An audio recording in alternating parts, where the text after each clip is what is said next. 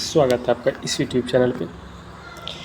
तो इस वीडियो में जो हम लोग देखेंगे वो क्लास 12वीं का जो ज्योग्राफी, जो आर्ट्स वाले बच्चे के लिए जो ज्योग्राफी का जो वीकली टेस्ट होगा उससे रिलेटेड क्वेश्चन देखेंगे।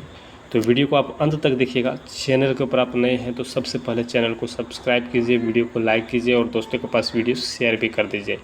आप लोगों का सपोर्ट हमें बहुत सख्त ज़रूरत है, इसलिए आप लोग सपोर्ट कीजिए हमें। तो चलिए हम लोग स्टार्ट करते हैं, क्वेश्चन के ऊपर चलते हैं। तो इसमें हम लोग भूगोल ज्योग्राफी देखेंगे, ठीक है, और जो वीकली टेस्ट है क्लास 12th वाले बच्चे के लिए है। तो चलिए हम लोग चलते हैं क्वेश्चन के ऊपर। तो आप लोगों का जो परीक्षा होगा सेम टू सेम इसी पैटर्न के तहत होगा। जिस पैटर्न में आप लोग का वीकली टेस्ट होगा सेम टू सेम वही पैटर्न आप लोगों के बीच में हम प्रस्तुत कर रहे हैं। तो फर्स्ट प्रश्न है कि निम्नलिखित कथनों में से कौन सा एक भूगोल का वर्णन नहीं करता है। तो भूगोल का वर्णन कौन नहीं करता, ऑप्शन 4 दिया हुआ है, ठीक है। तो समकालीनात्मक अनुशासन, मानव और पर्यावरण के बीच अंतर संबंधों का अध्ययन और देवता और आश्रित जो है ये सभी जो है ये जितने भी अभी आपको बताएं कि ये एक भूगोल का वर्णन है, लेकिन जो प्रौद्योगिकी के विकास के फलस्वरूप आधुनिक समय के प्रसंग नहीं है, ये आपका ये भूगोल का वर्णन नहीं करता है, ये भूगोल के बारे में नहीं बताता है, ठीक है। तो आपका सही आंसर ऑप्शन नंबर ख हो जाएगा, ठीक है। चलिए आगे देखिए, आगे दिया हुआ कहता है कि संभववाद शब्द का प्रयोग सर्वप्रथम किस फ्रांसीसी विद्वान ने किया। तो संभववाद, ठीक है, प्रश्न को समझिएगा। यहाँ पे क्या कह रहा है कि संभववाद शब्द का प्रयोग सबसे पहले किस फ्रांसीसी विद्वान ने किया है, ठीक है। तो ऑप्शन जैसे कि आप यहाँ पे देख पा रहे होंगे 4 ऑप्शन दिया हुआ है, इसमें से एक आपका सही होगा।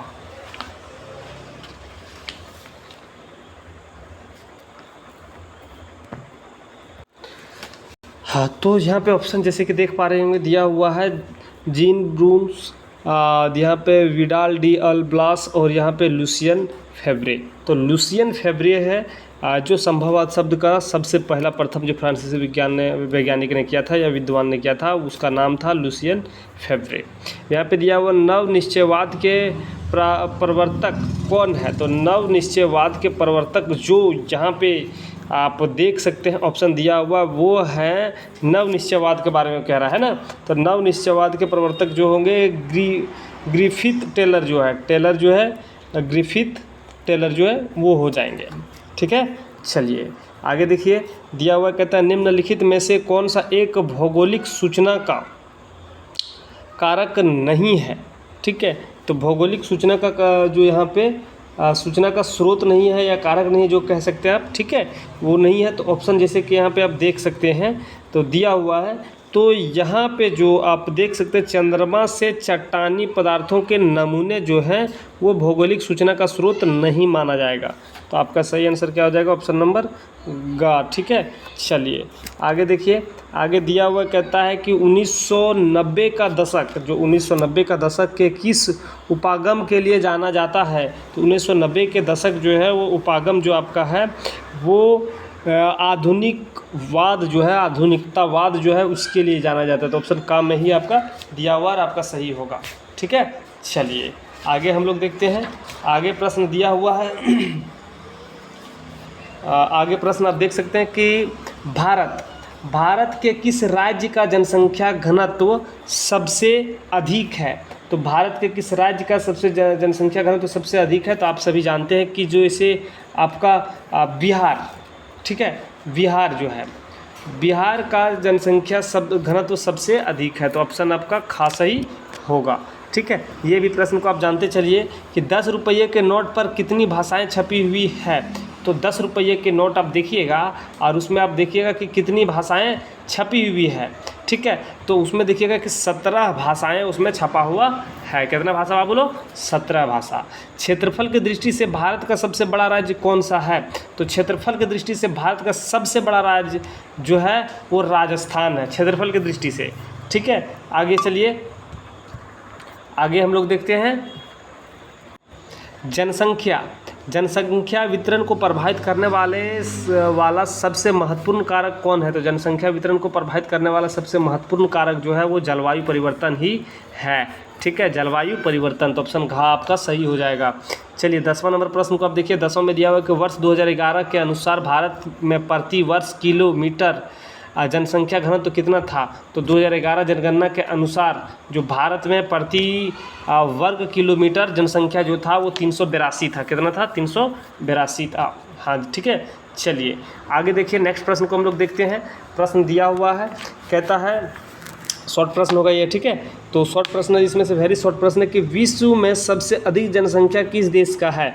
तो विश्व में सबसे अधिक जनसंख्या आप लोग जानते हैं कि चीन का है। किसका है? चीन का है। और दूसरे विश्व में दूसरा संगठनात्मक बसा हुआ देश कौन सा है? तो भारत है, जो कुछ ही दिनों में अगर जिस गति से बढ़ रहा है, अगर इस गति से पॉपुलेशन बढ़ता गया तो कुछ ही दिनों में चीन को पीछे धकेल देगा। ठीक है, चलिए आगे देखिए। आगे दिया हुआ यहाँ पे कि पर्यावरण निश्चयवाद क्या है? तो पर्यावरण निश्चयवाद क्या है कि प्रकृति के अनुसार अपने को ढालने की कोशिश करना ही पर्यावरण निश्चयवाद कहलाता है। जैसे जैसे प्रकृति आप लोग जिस तरह से प्रकृति चल रहा है उसके अनुसार आप ढलते चले जाएंगे, तो उस हिसाब से ढलने की प्रक्रिया को पर्यावरण निश्चयवाद कहा जाता है। ठीक है, चलिए नेक्स्ट हम लोग और देखते हैं प्रश्न। इसमें से जो शॉर्ट टाइप का क्वेश्चन रहेंगे उसमें से ऐसा है कि प्रश्न, आधुनिक मानव भूगोल का जनक किसे कहा जाता है? तो आधुनिक मानव जो अभी का जो भूगोल है, आधुनिक मानव भूगोल का जो है फ्रेडरिक रेटजेल को कहा जाता है। किसको? जर्मन विद्वान फ्रेडरिक रेटजेल को आधुनिक मानव भूगोल का जनक कहा जाता है।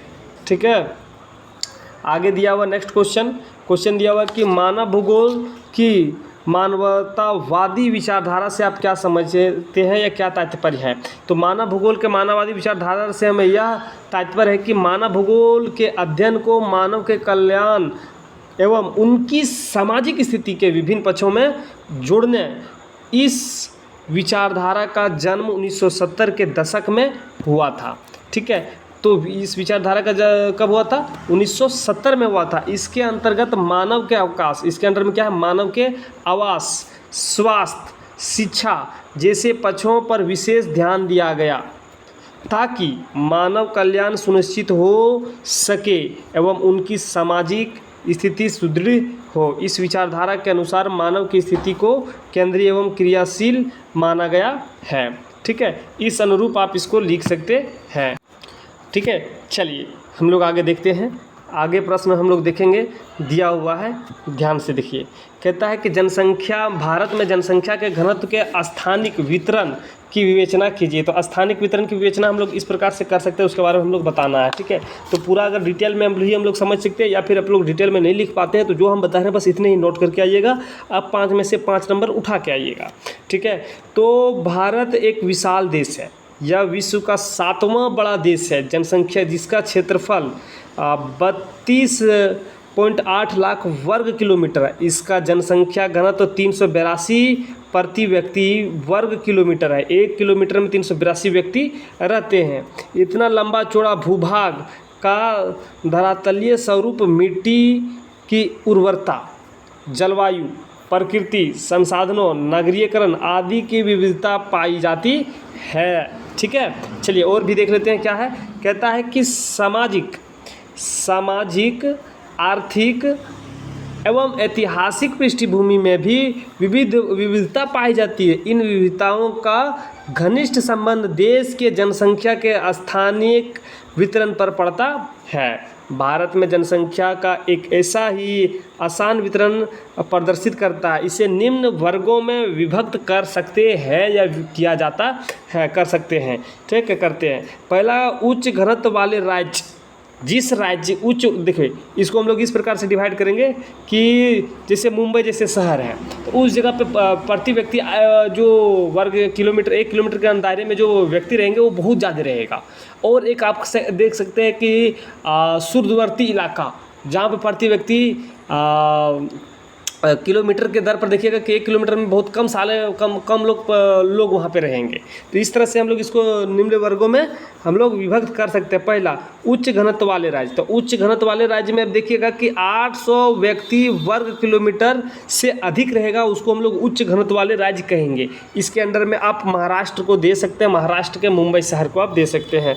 राज्य बोला गया तो महाराष्ट्र दे दीजिए आप, और दिल्ली दे दीजिए। मध्य घनत्व वाले राज्य जहाँ पे 400 से 800 के बीच व्यक्ति रहेंगे, 400 से 800 के बीच 1 किलोमीटर के दायरे में रहेंगे। और मध्य से निम्न घनत्व वाले राज्य मतलब बीचवा से भी नीचे है, जहाँ 100 से 400 व्यक्ति प्रति व्यक्ति मतलब कि 1 किलोमीटर में रहने वाले हैं। और एक अति निम्न घनत्व वाले राज्य जहाँ पे 100 व्यक्ति 1 किलोमीटर के दायरे में रहेंगे। इस प्रकार से इसको हम लोग खंडित कर सकते हैं, विभक्त कर सकते हैं, बांट सकते हैं। ठीक है, तो चलिए आगे हम लोग देखते हैं। दिया हुआ नेक्स्ट क्वेश्चन कि दिया हुआ है एंड इस वीडियो का लास्ट क्वेश्चन, ठीक है, कि राष्ट्रीय युवा नीति 2014 के दूरदर्शी प्रस्ताव क्या है। तो देश, इसका आंसर हम लोग इस प्रकार से लिखेंगे, देश के युवाओं को अपनी पूरी क्षमता का उपयोग करने के लिए सक्षम बनाने, उनके द्वारा भारत को राष्ट्रों के समूह में अपना उचित स्थान प्राप्त करने में सक्षम बनाना इसका मुख्य उद्देश्य या दूरदर्शी प्रस्ताव है। मतलब इसका मुख्य उद्देश्य क्या, दूरदर्शी प्रस्ताव है। ठीक है, और ये आप देख सकते हैं कि क्या क्या यहाँ पे जो युवा थे उनके लिए क्या क्या इसमें किया गया था। ठीक है, और इसमें आप चाहे तो ऐड कर सकते हैं। तो साथियों, जो भी हम यहाँ पे प्रश्न आपको बताएं, ये सभी प्रश्न MVVI प्रश्न आप कह सकते हैं। तो आप सभी प्रश्न को अगर हावे में देखे होंगे तो फिर से रिवर्स कीजिए और दिमाग ठंडा करके देखिए। और अगर देख लिए तो वीडियो को फटाफट पहले लाइक कीजिए, लाइक नहीं किए तो चैनल के ऊपर आप नए हैं तो और अभी तक चैनल को सब्सक्राइब नहीं किए तो चैनल को सबसे पहले सब्सक्राइब कीजिए। ठीक है, फिर मिलेंगे हम लोग नए पार्ट लेकर। आपसे अलविदा लेते हैं। जय हिंद।